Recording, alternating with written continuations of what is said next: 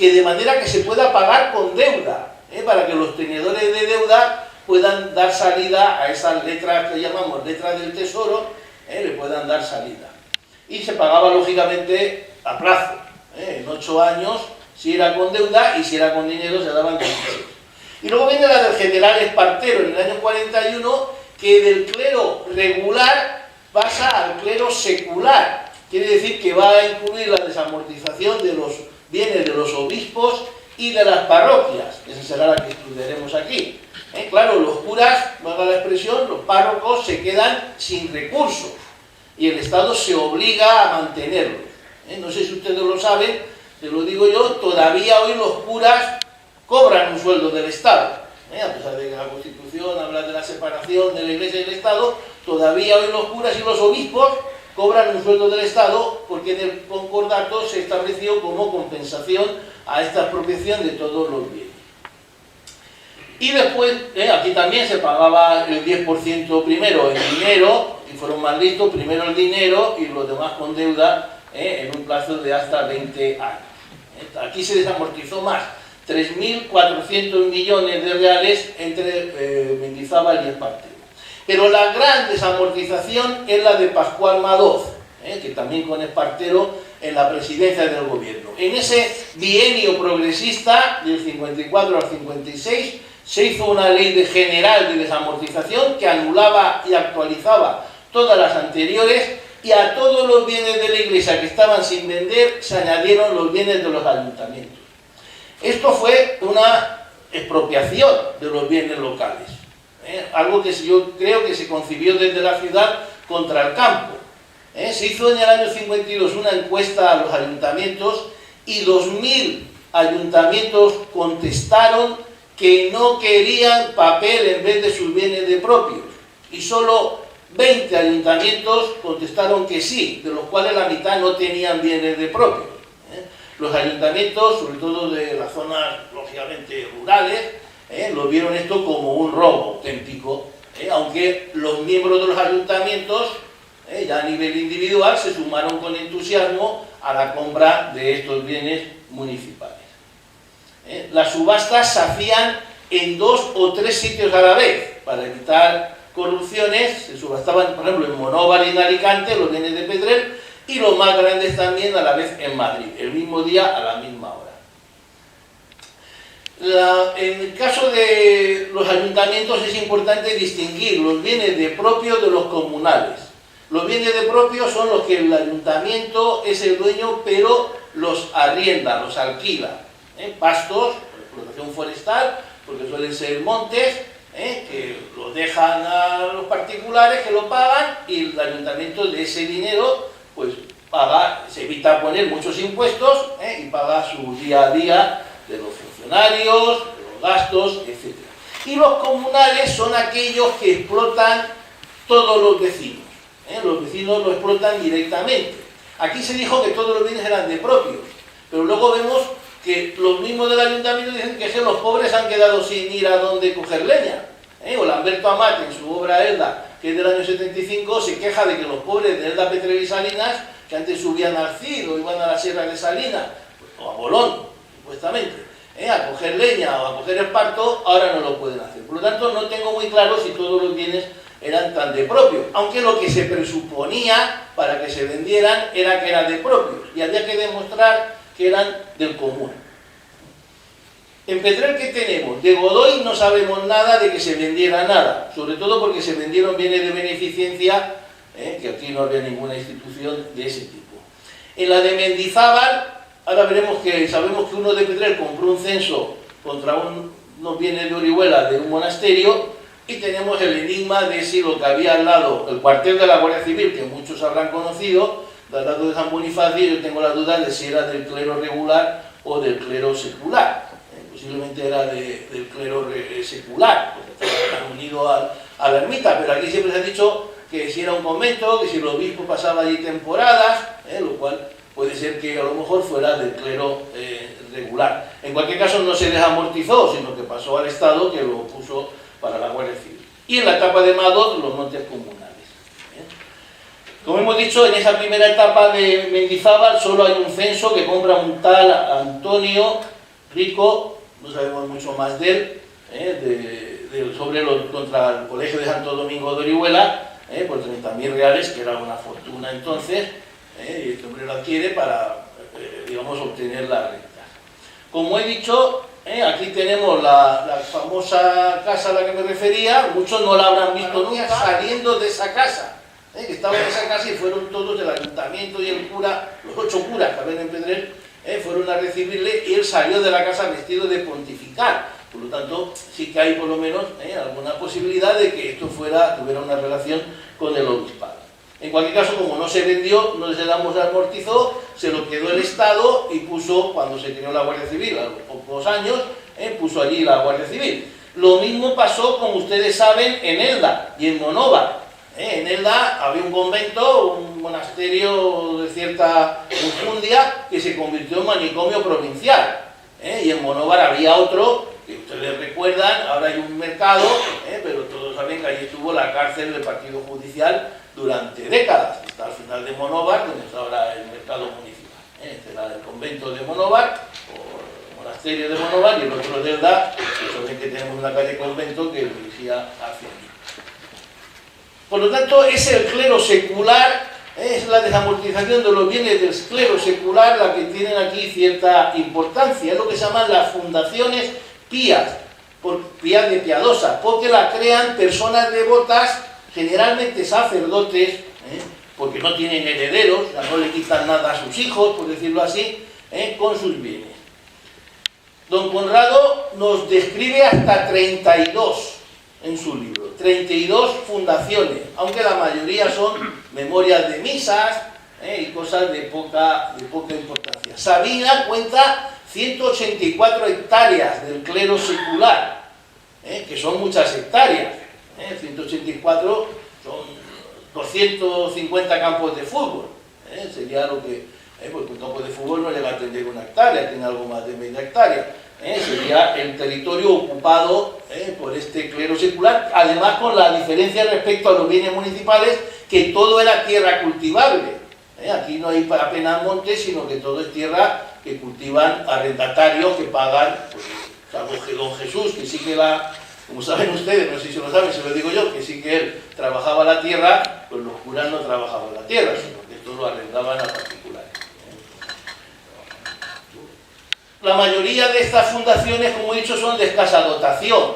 Son pocos bienes, un bancal, una renta contra una renta de una propiedad, a que se le impone un familiar. Por ejemplo, sabemos que la misa de Alba de los domingos, pues Antonio López y su esposa la cargaron contra un bien de su propiedad, de manera que el heredero que heredó el bien tenía que pagar, la misa se pagaba. Esto es algo que, en fin, los más jóvenes no lo saben, pero no había misas y no se pagaba. Entonces este pagaba la misa de Alba, que se hacía en verano más pronto y en invierno más tarde.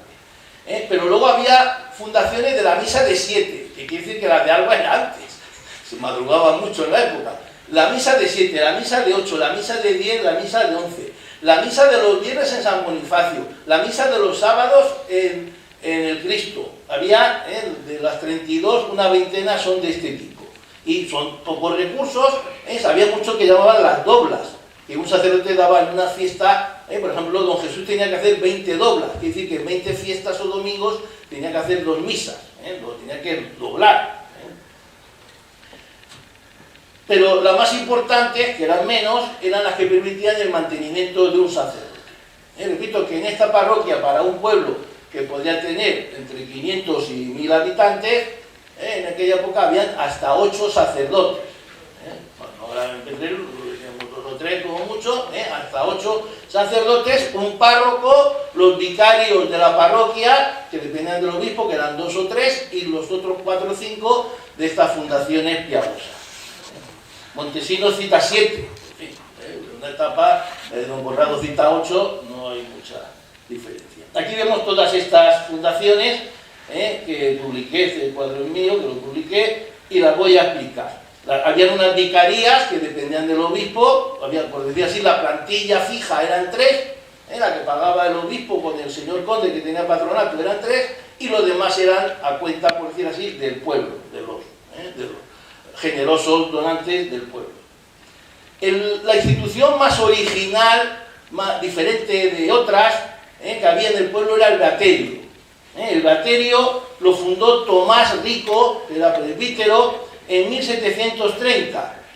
Don Jesús, a quien entrevisté, me dijo barbaridades, que se estudiaba el bachillerato y carreras cortas, y que venían a examinar aquí profesores de Alicante y de Valencia. Me parecía a mí una barbaridad, que había colegio de chicas y colegio de chicos. Esto también don Conrado dice algo parecido, muy exagerado posiblemente. Dice, sustentaba dos vicarías, lo cual es cierto, un colegio de niñas y otro de niños. Y además había un profesor de latinidad, lo cual es rigurosamente cierto, y el organista de la iglesia daba clase de música, según me dijo también don Jesús. Había una parte de verdad, como siempre se exagera con el tiempo, pero había una parte de verdad.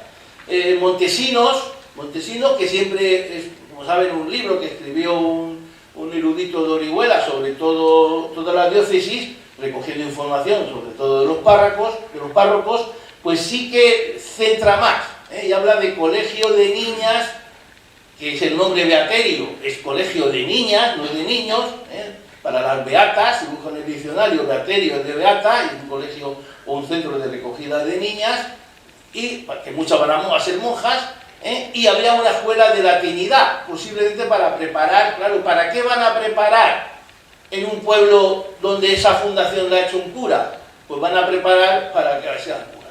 Básicamente, alguno puede, aprendiendo latín, a estudiar derecho, pero el objetivo del beaterio era el colegio de niñas, porque el colegio, por decir así, público, que pagaba el ayuntamiento, el concejo, era de niños, este era un añadido, colegio de niñas, y preparación a esos niños ya un poco mayores para entrar en el seminario, aunque alguno pudo hacer derecho, porque en Orihuela había universidades y se podían estudiar algunas carreras.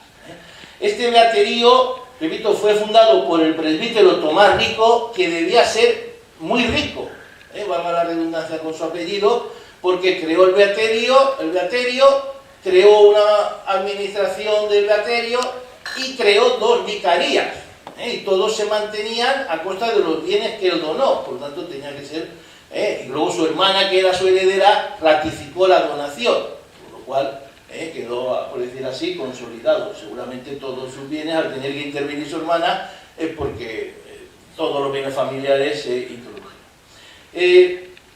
Por ejemplo, una de las capellanías, cada capellanía de las dos que fundó, suponían 23 hectáreas. 23 hectáreas, si te hacen la cuenta de lo que he dicho, son muchas hectáreas. Son 40 campos de fútbol o 30 y pico campos de fútbol. Y eran dos. Y de tierra cultivable. Y el beaterio era algo más pequeño, pero tenía una casa y luego tenía la capellanía del maestro de latinidad, que trabajaba indudablemente ahí. ¿Dónde estaba la casa? La casa estaba en la Plaza Mayor. La casa del beaterio sabemos, porque dice que viene el obispo y se pone delante del beaterio un altar. La casa, yo deduzco, porque también habla que es una casa grande con patio, la casa era por lo menos la casa de don Ricardo, que ahora es la de Pau, como ustedes saben, la casa de don Ricardo Maestre, y la casa del reloj, que pertenecía, como también saben ustedes, a la familia de los Amat y Maestre. Por lo cual me hace a mí pensar que cuando esto se desamortizó se lo quedó la familia Maestre. A mí me contó Marino que él vive allí. Vive allí porque estaba casado con una hermana, como saben, de Enrique. Vivía allí y le puso el ojo a la de enfrente, que era, como Mari Carmen publicó, la de los Algarra. Pero don Marino, por ser de su mujer, que era Amat y Maestre, vivía en la casa que saben ustedes, que tiene un reloj de sol, en el cual figura una fecha, 1788, que es la misma que figura en la puerta de la casa de los Maestres. También en la puerta, una puerta preciosa, como ustedes saben, pone 1788. Por lo tanto, ¿había más casas? No lo sabemos. Si ven el plano de Petrel, que se ha publicado varias veces, en varias obras, si se dan cuenta, a la derecha tienen la calle de la abadía, la calle del cura, que llamamos ahora, del cura Bartolomé Muñoz, y fíjense que la plaza está reducida, pero a esta parte de la plaza solo hay 4 viviendas. 2 corresponden a las que habían en el museo, que todos saben que lo que es el museo eran 2 viviendas porque la calle era mucho más estrecha, y luego solo incluye, como pueden ver, hasta el rincón, que muchos habrán visto, conocido el rincón, solo incluye 2 fincas, solo incluye 2 fincas. Yo creo que una era el beaterío, lo que no sé cómo era de grande, si incluía la casa de la tienda, si incluía la casa de la madre de Pau, o la casa que teníamos el Partido Popular, no lo sé. Pero ahora hay 6 casas, ahora hay 6 casas y aquí figuran solo 2. Por lo tanto me hace pensar que el beaterío, que es una casa grande en la plaza, con gran patio, los mayores han visto ese patio que se bajaba hasta la Rambla y había un muro, que el patio llegaba hasta abajo, y gran parte de estas casas tienen todavía grandes patios, pero el patio no es que fuera grande, es que bajaba hasta la Rambla, era un patio inmenso que yo recuerdo de niño, de recorrer aquel camino hacia la Rambla junto al muro, bajando de el transformador hacia abajo. De una de las 2 capellanías era también la casa de la administración, que no se llama así por casualidad, sino que es de la administración del beaterio. Casa de la administración que incluía 28 hectáreas, con su casa de poner nieve, que es el nevero, aunque en realidad, y un manantial y un pozo, lo describe. También saben todos que esta casa fue adquirida posteriormente por la misma familia a la que me refiero, que es el mayor partícipe de la desamortización, que es la de don Ramón Maestre. ¿Cuál Ramón Maestre? Pues uno que era Ramón Maestre rico. Luego han venido Ramón Maestre, Ramón Maestre, y pues, los hijos ya se han acabado, pero hay otro Ramón, pero ya Maestre de segundo, y es una familia como la de Marino, que el mismo nombre pues ha persistido a lo largo de siglos, diría yo, de décadas por lo menos. Aquí vemos los bienes, no vamos a entretenernos.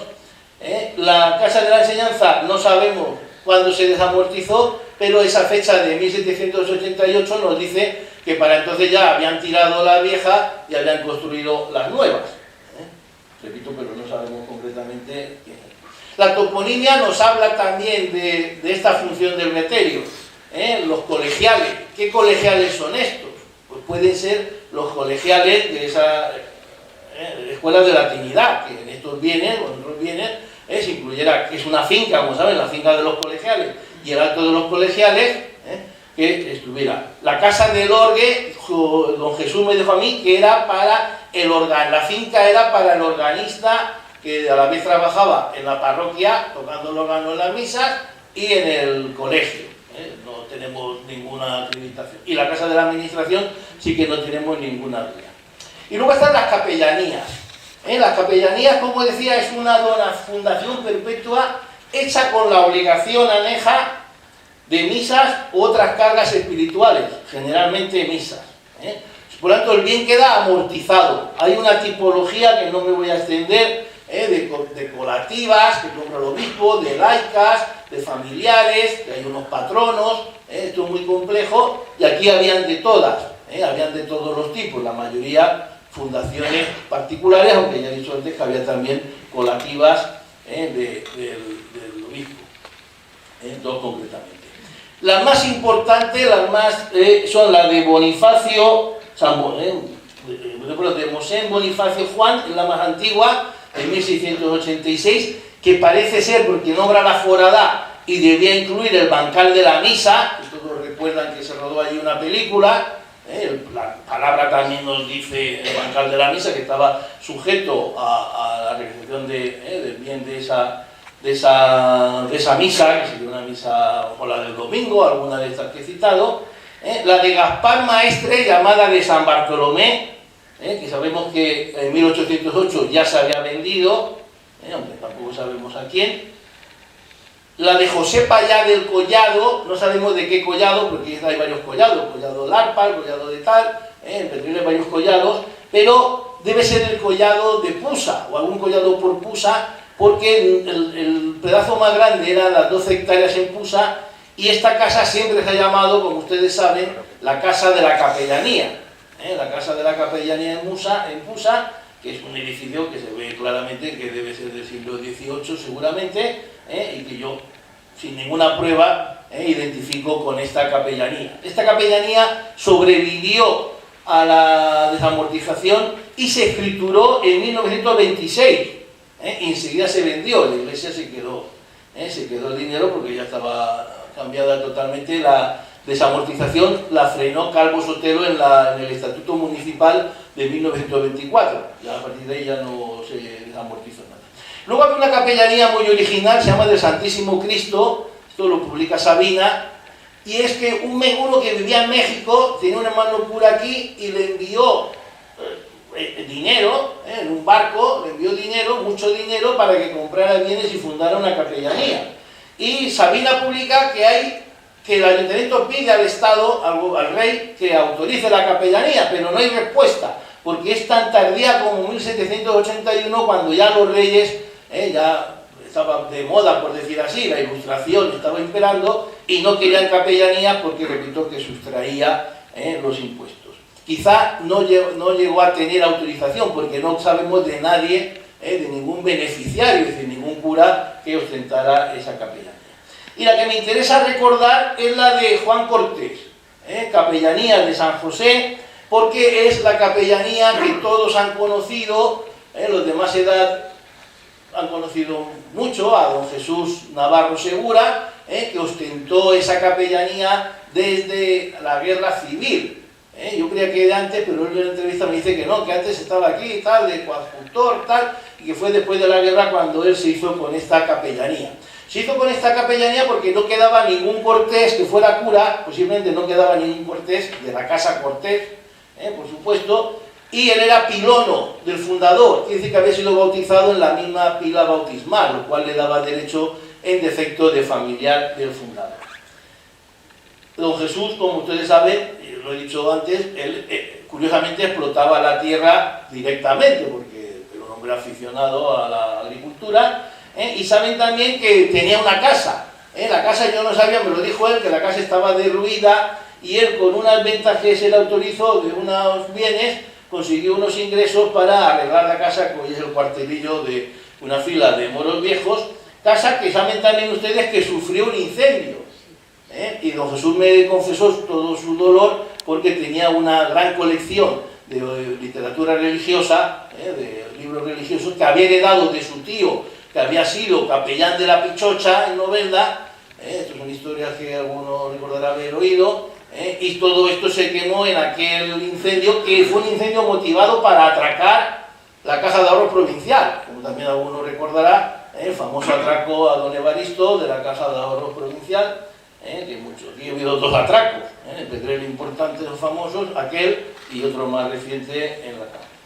Este Juan Cortés, repito, se identifica con Juan Cortés, y antes de don Jesús, un tal Luis Poveda, que era también de Petrel, la ostentó, y antes Mosén Pérez, del que no sabe nada más que ese nombre, y sabemos que hay una folla de Mosén Pérez, donde el ayuntamiento construimos una base iris, también se ha construido recientemente el depósito del agua, pero yo no recuerdo al final si el obispado vendió, pero creo recordar que no querían vender y que no nos pusimos de acuerdo en el precio. Aquí está Matías, que también en aquella época estaba en el ayuntamiento, Julio, que se acordará, porque querían más de lo que los arquitectos del ayuntamiento decían.